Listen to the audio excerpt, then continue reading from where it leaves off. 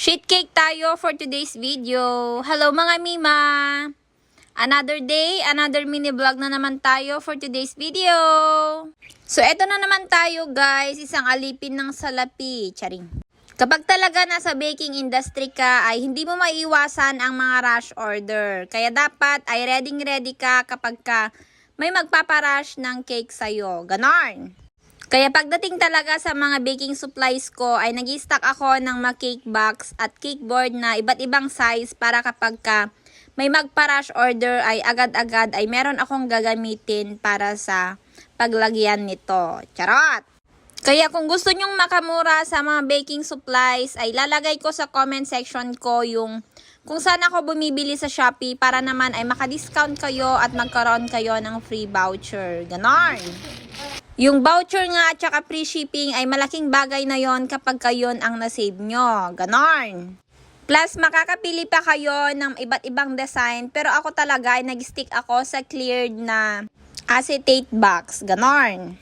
Para sa akin kasi ay mas maganda yung transparent sa pinaka-top niya para kita yung cake agad-agad. Ganon. So, ilalagay ko sa yellow basket ko, orange basket, at saka sa comment section dito sa Facebook kung saan ako bumibili. Charot!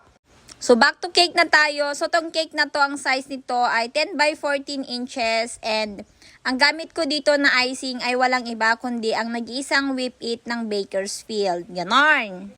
So, bali yung ginawa ko na lang dito ay hindi ko talaga mapakinis sa gilid-gilid niya. Kaya nilagyan ko na lang siya ng design and ang ginamit ko lang dito na pag-design is yung spatula ko. Ganon.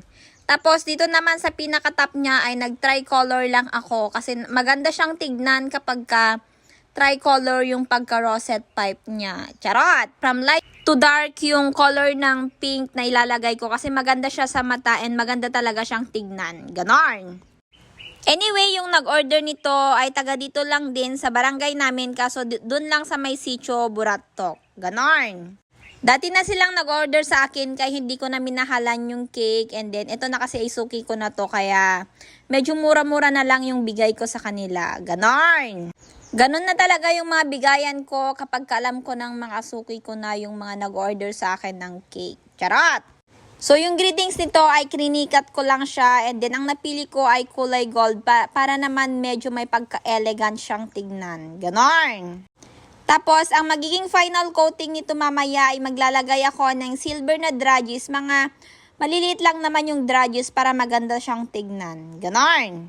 And then, yung from niya naman ay sinulat ko na lang kasi hindi na kaya ng Cricut to. Masyado na siyang maliliit. Ganon. So, ito na yung kanyang final outlook.